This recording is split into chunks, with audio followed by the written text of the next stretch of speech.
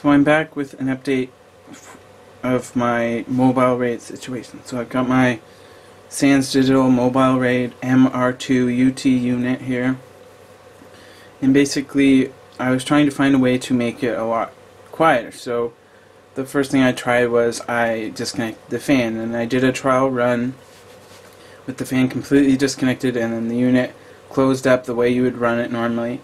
And the bad news is it did get too hot. The drives themselves got very, very, very hot, and the RAID controller up at the top got very hot, so that did not work out. So then the next thing I tried was basically, right now the fan's on, there's no control to it, it just runs on its own, and I've got it up on top of my computer, so it's sort of as loud as it's gonna get because it's out in the open.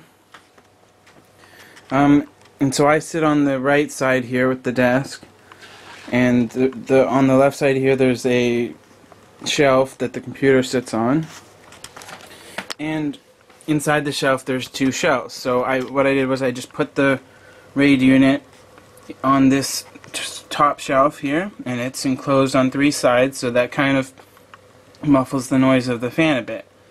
And I found that, you know, it's most irritating when it's completely out in the open like this, and I found that it's certainly not silent when it's in here, but it is quite a bit quieter and it's more muffled, so it's easier to ignore it. It's not too bad when it's in here. So I found the fan needs to be on because it gets way too hot with the fan off, but I did find a way to have it running with the fan but have it be a bit quieter. And I've got two identical drives in here now, two Seagate Barracuda 7200.11 drives from a couple years ago. Both had the same manufacture date, same model number, same everything. This is the sort of speed that I get with the USB 3, and I tried with eSerial ITA and I got the same sort of speeds.